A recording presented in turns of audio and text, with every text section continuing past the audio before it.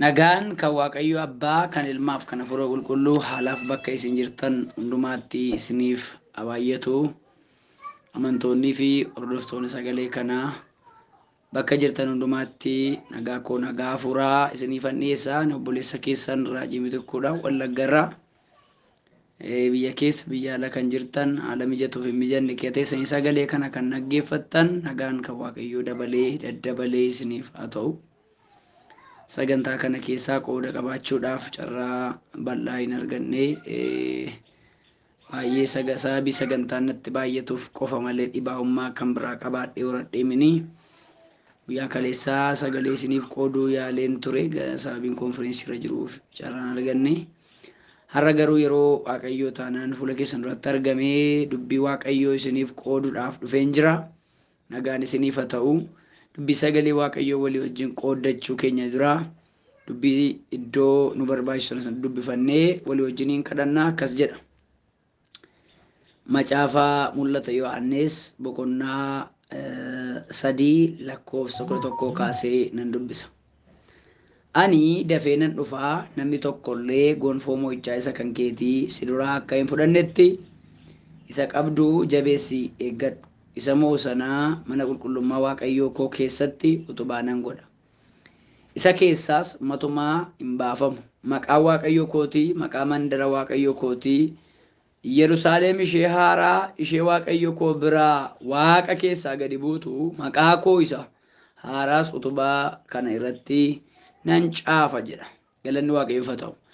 Abbaa gooftaa keenyaa fayyisaa keenyaa Yesuus Kiristoos jalqabaa amma yeroo kanaatti baroota nuyi jiraanne hundumaatti kan nu gargaarte sin galateeffadhaa. Galanniif ulfinni qubaan siif haa ta'u. Obboloonni bakka garaagaraa ta'anii dubbii sagalee kee kanaa qooddachaa, nyaachaa, soorrachaa, dhaggeeffachaa, ittiin hiikamaa, ittiin fayyaa jiran akkasuma tajaajila kennaa tajaajilamaa kan jiran yaa Waaqayyo situ gargaarraan carraa kana sagantaa kana yeroo kana argatanii gargaarsa kee hundumaaf sin galateeffadhaan hojjetaan kee galanniif ulfinni bara baraan siif haa ta'u. Egaa yaa Waaqayyo gooftaa namoota amma sagaleen kun biratti dhaga'amu dubbiin kun bira ga'u hundumaa yaa Waaqayyo yeroo kanarraa kaastee sagalee kee kanaan akka jajjabeessitu akka haaressitu sin amana. Maqaa Yesuusiin lafa sagaleen kee kun ga'e hundumaatti dhaloonni sagalee kee kana dhaga'e maqaa Yesuusiin kan fayye kan hiikame haa ta'u. Humni sagalee kee keessa jiru yaa Waaqayyo gooftaa nama jabeessa. Humni sagalee kee keessa jiru abdii namaa kenna. Humni sagalee kee keessa jiru nama fayyisa. Humni sagalee kee keessa jiru nama haaressa. Humni sagalee kee keessa jiru lafa namni kufee nama kaasa. Maqaa Yesuusiin sagalee amma dhufu kanaan namoota sagalee kana dhaga'aniif abdiin humni sibiraa kan ergame haa ta'u. Kana kan mormu humni cubbuu, kana kan mormu humni fooniif dhiigaa, kana kan mormu humni seexanaa fagoodhaa dhiyoodhaa kan ergamu keessa namaatii kan ga'u sagantaa kanallee akka isaan yaa Waaqayyo hin qooddanne kan godhu sagantaa kanarratti sagantaa kan baasu ilmaan kee kanarraa maqaa ilma kee Yesuusiin kan rukutame haa ta'u. Ulfinni kee haa mul'atu. Yeroo hafeen of eebbisi sagalee kee kan dhaga'aniif yaa Waaqayyo gooftaa karaan haa banamu maqaa Yesuusiin ameen. Gooftaan isin haa eebbisu. Daqiiqaa koo baay'ee gabaabsuun ayyaalaa Waaqayyo abbaan immoo hamma isiniin biraa ga'uu barbaade sagalee isaa isin biraan ga'a. Waaqayyo gaariidha. Sagantaa kana lubbuu isin gidduutti tajaajila laachaa turte obboleettii keessan gaggeessaa isheetiif isa isheen gara biyyaatti galtuuf sagantaa galataa akka gootan obboloonni sagantaa kanatti naaf feeran natti himanii jiru. Egaan obboloota koo sagantaa kana sababeeffatee Waaqayyo nama gargaaruu barbaade qaba. Ishee isin tajaajilaa turte gara maatii isheetti bobbaatu deebitu adaraatti laattatu qaba. Isin warra achitti hafutti adaraa kennatu qaba.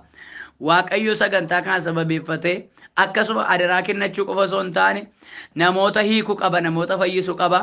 Akkasuma namoota Waaqayyo dibee ayyaana isaarra kaa'ee hojii adeemsiftuu mana isaatii akkasuma immoo dhugaa qabatanii warra deemaniif dhugaa namootaaf qoodan Waaqayyo isin taasisa jedheen abdii guddaa qaba. Waaqayyo nu wajjiniin jira. Sagaleen amma dubbisee macaafa ergaa mul'ata Yohaannis boqonnaan 3 lakkoofsa 11 kaastanii gaafa ilaaltan dhugaa Waaqayyo waldaa Filaadelfiyaatti dubbatu argitu. Lakkoofsa 7 kaastanii gaafa ilaaltan dhugaa Waaqayyo karaa abbaa mul'ataa Yohaannisiin waldaa Filaadelfiyaa jedhamtutti ergatu argitu. Ergaan kun waldaa Filaadelfiyaa jedhamtuuf ergame. Waldaan Filaadelfiyaa kun waldaa Waaqayyoo yaadaa akeeka irraa qabu, waldaa Waaqayyoo dubbii biraa qabu, waldaa Waaqayyoo dhimma ishee qabudha. Kanaaf Waaqayyoo waldaa kanaan gaafa itti dubbatu akkasittiin jedhaa, ani hojii kee beeka jedha. Waaqayyo hojii nama hundumaa beeka. Waaqayyo waldaa tuuta sonaan baay'ee yookiis immoo waldaa kumaan lakkaa'amtu taatee biyya Eeshiyaa keessaa bakka tokkotti hundooftee jirtu keessatti caaffata kana gaafa caafu Waaqayyo karaa ergamaa yookiis immoo karaa abbaa mul'ataa Yohaannisiin biyya Baaximoo jedhamu garaa galaanaa gidduu taa'ee gaafa mul'ata itti argisiisu, ani hojii kee beeka jedhii caafedha. Haaleluyyaa. Ani hojii kee beeka. Hojiin ati qabdu, ati humna xinnoo qabdaa, dubbii koo eegdee maqaa koo hin ganne jedha. Waan gurguddaa sadiitti dubbata. Ani hojii kee beeka jedhee tokko jedha. Ati humna xinnoo qabda. Lammata immoo ati dubbii koo eegde jedha. Sadaffaa immoo maqaa koo hin ganne jedha.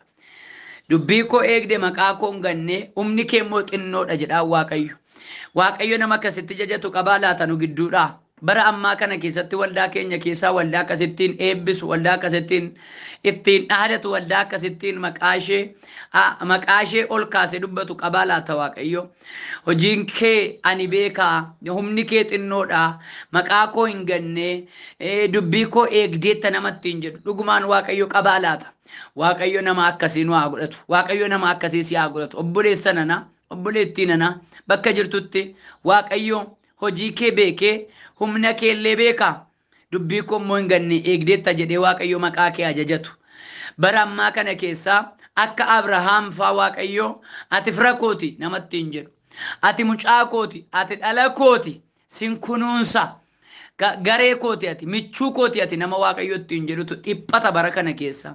Waaqayyo nama isaanuu haa godhatu. Egaan obboloota koo sagalee Waaqayyo waan isinii qooduudhaaf sirriitti akka isin hordoftan nan barbaada.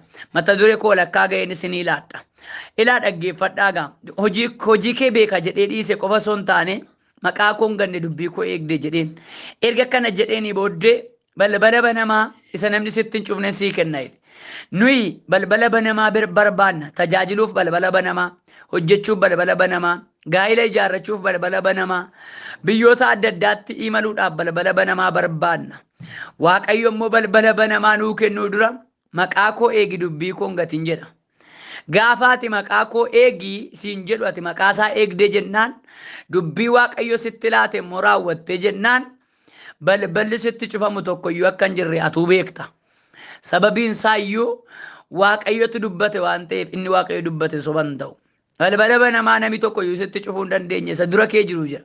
Nuyi balbala banamaa akka qabnu hin daganna yeroo tokko qabna garuu dura keenya jira. Dubbii Waaqayyoo eegdee jennaan akka waldaa Filaadelfiyaa dubbii Waaqayyoo eegdee jennaan maqaasaa iddoo hin taanetti hin gattu taanaan, gaafa rakkattu hin gattu, gaafa yaaddoftu hin gattu, gaafa dhukkubsattu hin gattu taanaan, yeroo hundumaa isaaf amanamta taanaan, rakkinni gooftaa sin gansisiisu taanaan, argachuuf dhabuun gooftaarraa sin galagalchu taanaan, maqaballeessiif maqaa ol kaafamuun gooftaa sirkaan gatu taanaan, balbala namni sitti hin cufne dura kee jira. Balbala namni sitti cufuu hin dandeenye dura kee jira. Ani obboloota koo seenaa koorraa waa tokko isinii qooduu barbaada. Ani waa tokko isitti hima. Onlaayinii kanarra taa'ee keessumaa addumaan waldaa karaa qilleensaa waasaappiirra jiru kana tajaajiluu ergan dhiise har'a waggaa 5 atleast lakkoofseen jira. Ani waldaa qilleensarraa tajaajiluu kanan dhiiseef sababa gurguddaa 3 qaba. Inni jalqabaa sababni ani dhiisee fi hojiitu natti baay'ata. Biyya keessaa tajaajilli waan natti baay'atuuf yeroo kootu baay'ee dhiphaadha na jala. Sagantaa waldaa keessaa jira, konferensiin jira, maatii wajjiniin yeroo fi dabarsuun jira, kadhachuun jira, dubbisuun jira. Jarreen kun hundinuu yeroo koo waan na jalaa hataniif. Inni lammataa immoo yeroo qofa osoo hin taane waldaa qilleensarraa kana gaafa tajaajilu nami hundinuu faayidaa irraa barbaada. Ijoolleen isin biyya ormaa kana keessa kurkurtanii, dafqitanii, kaattanii waa walitti qabdan Kallattii gurguddaa sadii inni namni waa isinirraa eega. Tokko maatii keessantu isinirraa waa dhaggeeffata. Lammata ofiima keessanii jireenyi keessan ijaaramuu barbaada. Sadaffaa waldaan kiristaanaatii fi hiriyoonni isin gidduudhaa baatanii adeemtan isin barbaaddi. Kanaaf jarreen kun utuu jiranii immoo namoonni addaan irratti yaa'an hundi isaanii iyyuu dhaloota kana karaa ittiin miidhan karaa ittiin boosisan barbaadu. Ani immoo dhaloota boo'u kana hin barbaadu. Sababiin isaa iyyuu bakka itoo ani hin dhaga'in utuu gurri koon dhaga'in utuu waa'ee isaanii hin beekin akka isaan boo'icha isaanii fixatan jedheen dhiisa malee utuu gurri koo dhaga'u akka isaan boo'an hin fedhu. Sababiin isaa iyyuu tajaajilaa fakkaatee keessi isaa yeeyyii butataa kan ta'e namoota baay'ee waan inni boosiseef. Obboloota baay'ee miidiyaa irraa waan boosiseef. Namoota baay'ee manan si ijaara wal fuuna maal goona jedhanii ijoollee baay'ee waan boosisaniif tajaajiltoonni keessi isaanii yeeyyii ta'e sobaan kan guute as ba'anii namoota baay'ee waan boosisaniif dhiise. Sababni koo inni sadaffaan Waaqayyo akkaataa itti nama tajaajilu karaa gurguddaa sadii qaba. Tokko sagaleedhaan yookiis immoo qaamaan mul'ate Waaqayyo nama tajaajila. Inni lammataan Waaqayyo waldaadhaan nama tajaajila. Inni sadaffaan Waaqayyo dhuunfaadhaan nama tajaajila. Mul'ataan nama tajaajila. Jarreen kana ani Waaqayyo irraa nan dhaggeeffadha. Yoo Waaqayyo dubbadhu naan jedhe nan dubbadha. Yoo Waaqayyo callisi naan jedhe nan callisa. Kanaaf iyyuu yeroo hundumaa akka Waaqayyo dubbatu barbaadu obboloonni karaa waldaa kana yookiis immoo walitti qabama sagantaa kanaa keessa gaafa deddeebi'an Waaqayyo karaa koos karaa isa tokkos karaa isa kan biraas waa'ee masaanii akka Waaqayyo irra deddeebi'an dubbatu barbaadu. Ani immoo waan akkasitti namanu wangeelli Kiristoos gaafa lallabamu ergaan kun kan kooti jedhee dhaloota amanuu fi dhaloota sagaleen amma dubbatame kan kooti jedhee fudhatee ittiin fayyu ittiin jijjiiramu barbaada. Namoonni baay'een waldaarratti yeroo nu argan karaa kee dhufanii nu barreessu. Ani immoo nama karaa kee tekisti na godhu tokko raawwadhe yeroo hin deebisuufis hin qabu. Dhaggeeffachuus hin fedhu. Waan akkasiitiifan jibba jechuudha. Kanaaf jedheetan tajaajilicha keessaa bahe. Amma garuu ergaan isinii qabaan. Har'a obboleettiin gara sagantaa kanaatti naaf feerte dhugaa dubbachuudhaaf eessaan akka ishee naaf feerte maaliif akka ishee naaf feerte beeku gaafan dhaggeeffadhu keessa koo akkan isin tajaajiluuf sagaleen gara koo dhufnaan. Har'a Waaqayyo waan siin jedhu qaba. Ani amma kanan dubbadheef si miidhuudhaaf yookiin immoo kan biraadhaaf miti. Waaqayyo har'a sagalee sii qaba. Akkasiin jedha Waaqayyo dubbii koo eegdeettaa siin jedha. Yoo dubbii koo eegdeetta ta'e balbala namni hin cufne dura kee jiraayidha. Maqaa koo eegdeettaa siin jedha. Maqaa koo eegdeetta taanaan balbala harki namaa cufuu hin dandeenye sii banamee jiraayidha. Waa'ee balbala banamaa dubbachuudhaaf dubbii ijoo koo osoo hin taane ani har'a waantan dubbachuu barbaadu inni dhufu dafee dhufa. Inni waan nutti kenne dhufee nu gaafata. Jireenya nutti kenne abdii bara baraa nutti kenne gonfoo nuu kennuudhaaf harkatti qabatee dhaabbatee jira. Ani har'a mata duree ani isinitti dubbachuu barbaadu isa mo'u ta'i siin jechuun barbaada. Wanti akka nuyi mo'attoota hin taane nu godhu sagantaa baay'ee jira. Hadheessaan obbolootaa jira. Hadheessaan seexanaa jira. Milkaa'ina dhabuun hojii keenyaa jira. Afuuratti kadhannee milkaa'uun kadhatni keenya deebii dhabee lafarra gototamuun isaan kun akka nuyi mo'anne nu godhu. Sababiin isaa iyyuu Anbaaqum gaaf tokko akkas jedhe. Waan ansi komadheef yoo ati naaf deebiftee fan dura kee dhaabadhaa. Waaqayyo immoo akkas jedhe koobicharra dhaabadhu na eegi isa ati na komattee fan deebisii kennaa. Gaaf tokko Daani'el guyyaa 21 walitti fufinsaan kadhate. Kadhanni Daani'el guyyaa 21 kadhate otuu deebiin argatiin guyyaa 21 taa'e. Inni ammas irra deddeebiidhaan kadhata. Kadhanni isaa deebii dhabe. Yeroo kadhanni obbolootaa deebii dhabu namni abdii kutate obbooddee deebi'ee mo'achuutti isa dhiyaate mo'icha isaatti mo'icha dhabee kufaa ta'a jechuudha. Kanaaf iyyuu obboloota koo har'a Waaqayyo isa mo'u ta'i siin jedha. Gaafa isa mo'u taatu isa mo'u ta'uudhaaf inni jalqabaa qabxiin si barbaachisu obsuudha. Obsuu si gaafata. Obsi amantootaaf ija hojii hafuuraati malee hojii hafuuraa miti. Obsi kiristaanotaaf ija hojii hafuuraati malee hojii hafuuraa miti. Hojiin hafuuraa lallabuudha, kadhachuudha, raajuu ta'uu danda'a, dinqii hojjechuu ta'uu danda'a. Obsi ija hojii hafuuraati. Galaatiyaan boqonnaan 5 lakkoofsa 22 kaasnee gaafa ilaallu kutaa sana keessatti ija hojii hafuuraa isa jabaa obsa akka ta'e nutti hima waan ta'eef. Obboloota koo waan milkaa'uu dhabdaniif, waan hojjettanii bu'aa dhabdaniif gooftaan ganinaa. Isa mo'u ta'uudhaaf mo'icha nuyi argachuu qabnu inni guddaadhaaf inni olaanaan jireenya bara baraatti gonfoo fudhachuudha. Yoo gonfoo hin qabnu ta'e, yoo jireenya bara baraa hin qabnu ta'e, ofumaa amananne, ofumaa tajaajilla. Tajaajila bu'aa hin qabne, deemsa bu'aa hin qabne, joormaa bu'aa hin qabne joorra.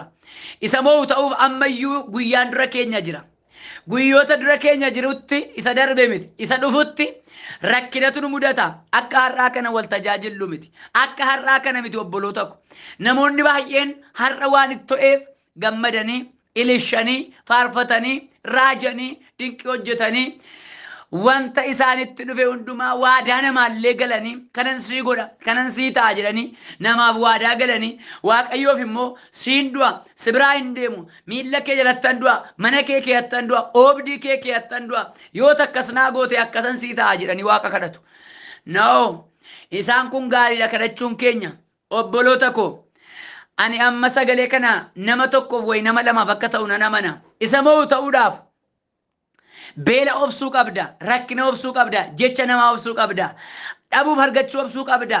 Gaafa kutaan si qoodan, gaafa sanyiin si qoodan, gaafa biyyaan si qoodan, gaafa isheen maqaa isheenoo ishee akkasiiti siin jedhan, gaafa innoo isa akkasiiti siin jedhan, gaafa namni hunduu moggaatti si qabus ati obsaan danda'uu qabda.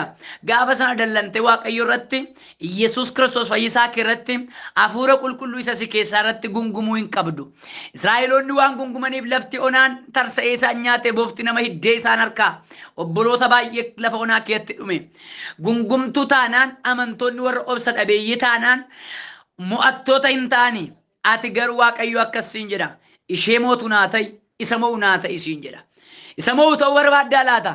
Jalqabaa obsa qabaadhu. Isa lammataa amantii qabaadhu. Amantii qabaatte jennaan rakkina hundumaa akka mootetu sitti mul'ata. Yoo amantiin qabdu ta'ee mul'anni ati qabdu yeroo hundumaa gadadoodha. Dhukkubadha. Mul'ata hin argitu. Abjuun qabdu. Amantiin qabdu taanaan gaarri si dura dhaabatu hundinuu si kuffisa malee si duraan kufu. Warra amantii qabantu gaaricha jiksa. Warri amantiin qabne gaaricha jalatti kufu. Warra amantii qabantu lafa onaa misoomsa. Elsaa'iidhaa fi ajajaa waraanaa gaafa ilaaltan mootota lammaffaa boqonnaa 4 keessatti, boqonnaa 7 keessatti Elsaa'i boryoowwan wanta dinqisiisaatu ta'a karra Samaariyaa duratti. Ajajaa waraanaa garuu akkasit kunutu bantii waaqa baname iyyuu hin ta'u argitanii. Elsaa'i waaqayyo irraa sagalee dhaga'ee amantiidhaan boriitu waa taa'e. Inni sun garuu amantii waan hin qabneef, ija banames waan hin qabneef hin ta'u jedhe. Elsaa'i namni waaqayyo amantiidhaan akkas jedhe. Hin argita garuu nyaattu jedhe. Argitanii guyyaa borii yeroon isaa ga'u ajajaa waraanaa irra deemanii ajjeesanii ol lixanii karricha keessa daakuu akka barbaadan, uffata akka barbaadan, hin nyaata hin dhuge, inni dhumuudhaaf ka'e, inni sila du'a eeggatu hin gammade. Elsaa'i namni waaqayyo isa kaleessa raajii har'a ija isaa arge. Otuu hin amanne ta'ee Elsaa'i hin argu. Inni kan biraa isinittan hima. Akkas jedhan Israa'eloonni namootni 12 gaaduudhaaf gara Yerikoo gaafa dhaqan namoonni 10 akkas jedhan nuyi isaan duratti akka qorophisaatidhan mo'uu hin dandeenyudhan. Sababiin isaayyuu jarri hojjaa isaanii dhedheeroodha. Anaaqota warra jedhaman dhundhuma 6 ol dheeratu jarri hin dandeenyu biyyicha dhaaluu jedhan. Biyyichi garuu gaariidhaan laa argitanii mo'uu hin dandeenyudhan. Iji isaanii ija amantii miti, ija sodaati malee. Ija sodaatiin akkas jedhan nuyi qorophisadhan. Bineensa lafaatti munyuuqaa lafaatti of fakkeessan. Namni gaafa amantii dhabu mo'uu hin danda'u. Mo'uu barbaadda taanaan amantii guutuu qabaadhu. Iyyaasuuf Kaaleeb garuu akkas jedhan dhugaa waaqayyootti dhadhan himmoodhaan yaa Museedhaan ennaan nuyi biyyicha qabachuu hin dandeenya. Biyyicha qabachuu hin dandeenya. Waaqayyo jarattiirraa simboo surraa ulfinarraa fuudheeradhan. Waan waaqayyo ulfinarraa fuudhe nu molollee mo'uu hin dadhabnudhan. Obboloota koo gaafa amantii godhannu gaarri nuyi dhiibne hin jiksine hin jirru. Biyya nuyi bira hin geenye hin jiru. Kakuu nuyi hin dhaalle hin jiru. Lafa waaqayyo nuuf akeeke nuyi ga'uu dadhabnu hin jiru. Amantiin qabnu taanaan garuu miilla tokko fuuchuun dandeessu obboleettiin ana miilla tokko fuuchuun dandeessu obboleessaan amma tariiti obboleettiin keenya isheen gara biyya Itoophiyaa dhufuuf jettu kun gaafa isheen Itoophiyaa dhuftee galtu haalli amantii haalli tajaajilaa haalli jireenyaa haalota isheen dhaggeeffattuuf dhageessu baay'eensaa yeroo isheen dhuftee as geessu akka isheen yeroo biyya isin bira jirtu isa yeroo isheen qofaa jirtu yeroo isheen waldaa geggeessitu iyyuu ta'uu dhiisuu danda'a itti hammaachuu itti lolatti ta'uu danda'a. Lola sanagaan isheen maaliin mo'achuu danda'u qabdi obsaaf amantiidhaan mo'achuu danda'u qabdi amantiidhaan simo'eera jetteetti adeemti malee Itoophiyaan namaaf mijattuu miti dacheen Itoophiyaa biyya nama abaartudha biyya namaaf gungumtuudha biyya namaaf summiitidha biyya namaaf waan gaarii yaannedha biyya namaaf dhukkubaatidha Waaqayyo garuu achuma keessatti ijoollee isaatiif karaa qaba galanni Waaqayyoof haa ta'u obboloota koo ammas kanaaf obboloota koo namni kakuusaa bira ga'uu kan danda'u eebbasaa bira ga'uu kan danda'u obsaaf amantiidhaan Waaqayyo akkasittiin jedhe Anbaaqoomiin iddoo dhaabbatanii eeggachuun ta'urra dhaabbadhu eeggadhu jedheen iddoo dhaabbachuun ta'urra hin dhaabbanne taanaan gonficha harkaan qabachuun gaaffii ofiif deebii argachuun mo'achuun hin danda'amu jechuudha. Nuyi amantiin qabnu taanaan iddoo dhaabbachuun ta'urra dhaabbachaan jiru taanaan obsa hin qabnu taanaan dhukkuba keenyatti fayyuu hin dandeenyu rakkina keenyatti mo'icha argachuu hin dandeenyu kanaaf obboloota koo ati immoo har'a mo'uu hin dandeessa siin jedheen sitti dubbachuu barbaada mo'uu kan ati dandeessu obsaaf amantiidhaan isa mo'u ta'i isa mo'ame miti isa kufe miti isa boo'u miti isa ofirra gadi quphane miti isa mo'e ta'i ishee moote ta'i hintala ishee moote ilma isa mo'e tajaajiltuu ishee mo'atte rakkina ari'atama dhukkuba lola yaaddoo ishee mo'attee gonfoo harkaan qabattu ta'i yeroo mo'attoota taanu waan gurguddaa sadiitu nu eeggata tokko inni jalqabaa yeroo mo'attoota taanu lafuma irratti bakka amma jiraannutti bakka amma hojjennutti bakka amma keessa deddeebinutti Waaqayyo ulfina nuu kenna Waaqayyo maqaa ulfinaa nuu laata dhaggeeffadhaa ila dhaggeeffadhaa ani isa mo'u sanaaf ija dubbiin sagalee Waaqayyo isa mo'u sanadha mana qulqullummaa Waaqayyo koo keessatti jedha inni kun isa dhumaati ani immoo iddumaati amma jirtu kanatti Waaqayyo maqaa ulfinaa sii laataan jedha macaafa seera uumamaattan isin deebisa daqiiqaa tokkoof macaafa seera uumamaa boqonnaa 26 irratti Hisqiyaa mucaa Abrahaam Yisihaaqin argitu Yisihaaq gaafa dhaqee boolla bishaan dachaa Geeraar keessaa baafatu warri Geeraar burqaasaa jalaa cufan maaf cuftan hin jenneen darbee qotate obsa qaba waan ta'eef amantiidhaan amma darbee yoon qote burqaanan argadha warri burqaa koo cufte haa cuftu darbee qotate maqaatti moggaase darbe ammas dhaqee kan biraa qote gaafa inni kan biraa dhaqee qotu ammas dhaqanii qabatan maqaa burqaa sanaa Eeseqiif Sixiinaa jedhee maqaatti moggaase amma bira darbee boolla qote gaafa inni boolla kan biraa qotu bakka inni amma qote sanarratti qoccolloon hin kaane jedha achitti maqaa isaa Rihoobot jedhee moggaase jedha Rihoobot jedhee moggaase dhiise qofa mini achitti waan qoccolloon itti hin kaaneef achuman dhaabanne amma darbee burqaa kan biraa qote na dhaggeeffadhaa sirriitti nuyi burqaa tokko argannee achuma argannee gammannee jennaan achumatti waan dhaabannu fakkaata hin dhaabatin si dura jira ammayyuu burqaa biraan deemi ati mo'ataa taatee jennaan rakkina obsaan mootee jennaan amantiidhaan lafa waan jirre kee naaf jira jettee jennaan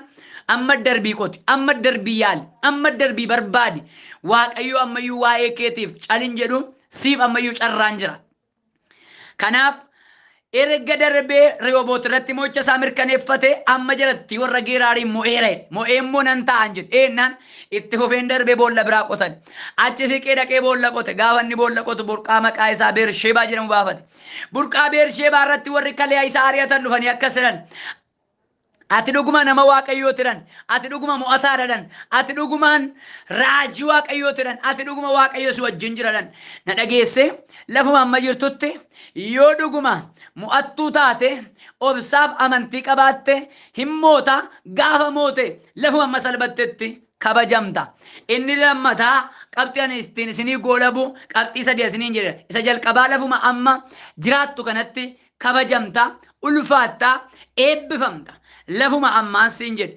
lafuma amma hojjettu lafuma amma daldaltu lafuma amma qottu lafuma amma jiraattu lafuma amma qansiraa hojjettu lafuma amma boossu kanatti hin kabajamta malee hin salphattu isa lammataa Waaqayyo mana qulqullummaa isaa isa bara baraa keessatti maqaa kee caafa isa sadaffaa ati gonfoo jireenyaa isa warri mo'attootaa fudhatta. Gonfoo jireenyaatii fi mana qulqullummaa Waaqayyoo keessatti maqaan kee akka caafamuuf waan lama qofa goota. Tokko Waaqayyoof namaaf amanamta. Lama Waaqayyoofis nama durattis mana qulqullummaa kee durattis qulqullummaadhaan jiraatta. Jarreen kun jiraannaan mo'ataa taata. Erga mo'atte immoo mana qulqullummaa Waaqayyoo keessatti maqaan kee caafama. Kana qofa mini ergaan sii qabu Waaqayyo gonfoo siif qopheesse isa bara baraa harka kee keessa galcha. Galanni Waaqayyoof haa ta'u. Sagalee dhageenya Waaqayyo nuuf eebbisu. Nan kadhadha amantiidhaan namoota Waaqayyo gargaaru waan jiraniif. Daqiiqaa 2 hanga 3 kadhadhaa obsaayyoon dhaggeeffattan dhukkuba kalee, dhukkuba kintaarotii, dhibee sammuu, joonjii, dhiibbaa dhiigaa, dhibee dugdaa fi dhibee narviitiin namoonni hidhaman isin gidduu waan jiraniif Waaqayyo hin hiika. An isa laphee koo irra furrii qulqulluun kaa'een dubbadhaa karaa obboloota Waaqayyo gidduu kan akkasiin tajaajilaa ture nan amana. Ergaa tokko tokkoon dubbadhu afurri Waaqayyo garuu dhibee dugdaan namoota qabamanii jiran harkaaf miilli isaanii kan sochiidhaaf jalaatii danqamu nan gargaara naan jedhe. Amantiidhaan amiin jedhaa fudhadhaa Waaqayyo hidhaa keessaniin hiika. Gaarummaa keetiif araara kee hundumaaf si haa galatu. Isa moo ta'u nuun jette maqaa Yesuusiin obboloonni sagalee kana dhaga'an bara jiraatanitti iddoo hojjetanitti iddoo tajaajilanitti iddoo baratanitti iddoo barsiisanitti maqaa Yesuus Kiristoosiin warra mo'atan haa ta'an. Mo'atee warra injifatee rakkinicha keessa darbee gonfoo harkaan qabatu kabajamu haa ta'an. Inni Meeshaak Shaadraakiif Abdeneegoo argate inni Daani'eliin argate isaan argatu. Kana waan gooteef si haa galatu. Egaa yeroo kanarraa kaasee sin kadhadhaa warri dhukkuba sammuutiin qabamanii jiran ijatti kan waraanu gurra keessaa kan ursu mataa kan bowwaafatu kan mataa naannessu dhibee adda addaan qabamanii kan jiran ilkaan kan dhukkubu funyaan keessaa kan dhiigi sammuu isaanii keessaa kan dhangala'u ammaa kaasee sammuu isaanii maqaa Yesuusiin kan fayyaa ta'u. Maqaa Yesuusiin fayyaa. Indaalii boosaakiya. Ammaa kaasee sammuu kee fayyiseera, ija kee fayyiseera, gurra kee fayyiseera.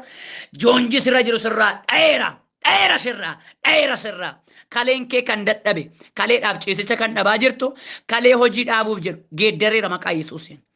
Geeddareera maqaa Yesuusiin. Amantee amiin jettee yennaa fudhatte maqaa Yesuusiin kaleen kee inni dhukkubsataan bahee inni haaraan galeera. Waaqayyo kalee haaraa siif fideera. Waaqayyo kalee kee haaresseera. Garaachi kee hojii dhaabuuf kan jedhu coggaarraan kan si luqqa'ee jiru. Nyaata marattee kan nyaattu kan si gubu yoo nyaatte kan si deebi'u kan si balaqqamsiisu garaan kee kan si bokoku ammaa kaasee humna maqaa Yesuusiin fayyi hiikeera hidhaa garaacha keerra jiru. Dugdi kee gad jechuuf ol jechuu kan dadhabe ammaa jalqabe diigsi dugdaatiif saaxilamuuf kan jettu humna dhiiga Yesuusiin sirraa dheera sirraa dugda kee bilisa baaseera. Dugda kee bilisa baaseera humna maqaa Yesuusiin. Afurri Waaqayyoon irra jira. Ammaa kaasee dugda kee kanarraa diigsi dugdaa rukuteera. Dugda kee keessaa muddii keetti kan gadi si nyaatu kan si dhiita'u dhiiga Yesuusiin ammaa kaasii fayyi.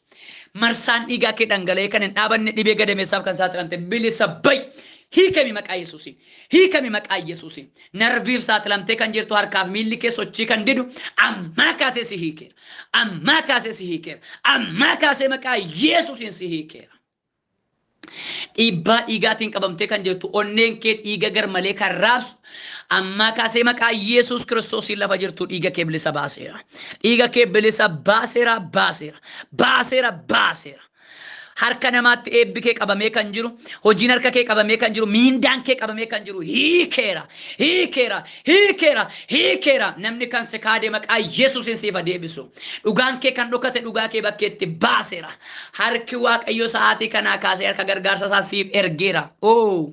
Waaqayyo harka si qaba.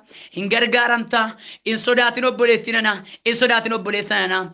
Harki si gargaaru waan dhufeef warra kaleessa nama waan jette irratti mootii argamteetta. Obboleettiin gara biyyaa galtu nagaan ba'i nagaan gali. Milkaayi harki kee haa eebbifamu. Barri kee haa eebbifamu. Jiruuf jireenyi kee gaa'illi kee haa eebbifamu. Hojiin harka kee kan eebbifame haa ta'u. Mul'anni kee haa eebbifamu. Achitti hojjettee kan dhiiftu miti maqaa Yesuusiin waldaa bakkee qilleensa irraa miti waldaa lafarraatti illee maqaa Yesuusiin haadha si godheera. Haadha si godheera. Haadha nama baay'ee ta'e humna dhiiga Yesuusiin. Ameen. Waaqayyo sinaa eebbisu. Isinan jaalladhaa. Nagaatti deddeebi'aa. Guyyaa dhufaatii isaatti Yesuus Kiristoos akka nu simatuuf cimaa nuu kadhadhaa. Waliif kadhannaa. Ayyaanni isaa isiniif haa baay'atu. Maqaa Yesuusiin. Ameen.